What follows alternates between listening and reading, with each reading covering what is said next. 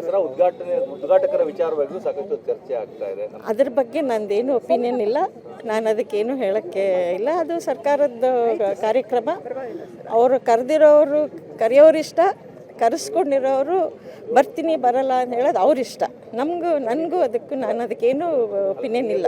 ಪತ್ರದಲ್ಲಿ ಏನು ವಿಚಾರ ಹೇಳಿದ್ದೀನಿ ಅಂತಂದರೆ, ಚಾಮುಂಡಿ ಬೆಟ್ಟ ಹಿಂದೂಗಳಿಗೆ ಸೇರಿದ್ದೆ.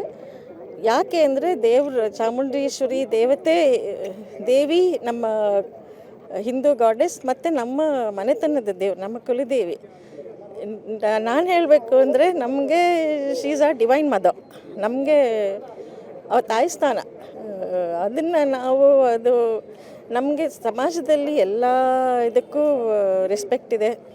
ಆ ದೇವಸ್ಥಾನದಲ್ಲಿ ಕೂಡ ಹಿಂದಿಂದನೂ ಮುಂದೇನೂ ಯಾರಿಗೂ ಯಾವ ಅಡೆತಡೆ ಏನಿಲ್ಲ. ಆದರೆ ದೇವಸ್ಥಾನ ಮಾತ್ರ ಹಿಂದೂ ಧಾರ್ಮಿಕ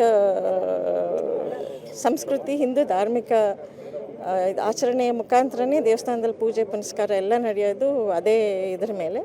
ಅದರಿಂದ ನಾವದು ಹಿಂದೂ ದೇವಸ್ಥಾನ ಅಂತ ನಾವು ಪ್ರತಿಪಾದಿಸ್ಕೋತೀವಿ. ಅದು ಬೇರೆಯವರು ಯಾರೇನು ಹೇಳಿದ್ರು ನಾನು ಬಾಕಿ ಏನೂ ಇಲ್ಲಿ ಹೇಳೋಕ್ಕೆ ಬೇಕಾಗಿಲ್ಲ. ಯಾಕೆ ನಾನು ಪತ್ರದ ಮೂಲಕ ಎಲ್ಲನೂ ತಿಳಿಸಿದ್ದೀನಿ. ಈಗ ನೀವು ಅದನ್ನು ಭಾವನೆಗಳಿಗೆ ಧಕ್ಕೆ ಆಗುತ್ತೆ ಅನ್ನೋ ಅವಕಾಶ ನಿಮ್ಮ ಮನಸ್ಸಲ್ಲಿ ಕಲ್ಪಿಸ್ಕೊಂಡ್ರೆ ಧಕ್ಕೆ ಆಗುತ್ತೆ. ಬೇರೆ ಅವ್ರು ಹೇಳ್ಕೊತಾರೆ, ಅವ್ರ ಭಾವನೆ ತೋರಿಸ್ಕೊತಾರೆ ವಿನ ನಾವ್ಯಾಕೆ ಅದನ್ನು ನಮ್ಗೆ ತಗೋಬೇಕು? ನಮ್ಮ ಭಾವನೆ ನಮ್ಮಲ್ಲೇ ಇರುತ್ತೆ. ನಾವು ಬೇರೆಯವ್ರನ್ನ ನಮ್ಮ ಭಾವನೆಗೆ ಇನ್ಫ್ಲೂಯೆನ್ಸ್ ಮಾಡೋಕ್ಕೆ ಅವಕಾಶ ಯಾಕೆ ಕೊಡಬೇಕು?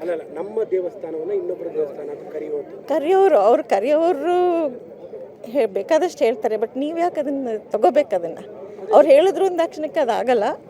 ನಾವ್ಯಾಕೆ ಅದನ್ನು ತಗೋಬೇಕು? ನಾವು ಐ ಶುಡ್ ಬಿ ಗೆಟ್ ಅದನ್ನು ನಮಗೆ ಎಫೆಕ್ಟ್ ಆಗೋಕ್ಕೆ ಯಾಕೆ ಬಿಡಬೇಕು? ಸರ್ಕಾರ ದೇವಸ್ಥಾನ ತೆಗೆದುಕೊಳ್ಳುವಂಥ ಒಂದು ಭಾಗ ಅಂತೀರಾ? ಅದು ಸರ್ಕಾರಕ್ಕೆ ನಮ್ಮ ಈಗಿರೋ ಸಂವಿಧಾನದ ಇದರೊಳಗಡೆ ಸರ್ಕಾರಕ್ಕೆ ಯಾವುದೇ ಧಾರ್ಮಿಕ ಇದನ್ನು ತಗೊಳ್ಳೋಕ್ಕೆ ಸಾಧ್ಯ ಇಲ್ಲ. ಅವರು ಏನಾರಲ್ಲಿ ದೇವಸ್ಥಾನಗಳ ವಹಿವಾಟಲ್ಲಿ ಏನಾದ್ರು ತೊಂದರೆ ಇದ್ದರೆ, ಸರಿಯಾಗಿ ನಡೆಸದೇ ಇದ್ದರೆ ಅವರು ಅದನ್ನು ಟೆಂಪ್ರರಿಯಾಗಿ ನಿರ್ವಹಣೆ ಮಾಡಿ ಸರಿ ಮಾಡಿದ್ಮೇಲೆ ತಿರ್ಗಾ ನಿರ್ವಹಣೆ ದೇವಸ್ಥಾನಕ್ಕೆ ಕೊಡಬೇಕಾಗತ್ತೆ. ಆದರೆ ಇಲ್ಲಿ ಅದನ್ನು ಯಾತಕ್ಕೆ ಅದು ನಮ್ಮ ಇದರೊಳಗಡೆ ಆಗ್ತಾ ಇಲ್ಲ ಅನ್ನೋದಕ್ಕೆ ನೀವು ಸರ್ಕಾರನ ಕೇಳಬೇಕು ವಿನ ಅದಕ್ಕೆ ನನ್ನ ಹತ್ರ ಉತ್ತರ ಇಲ್ಲ.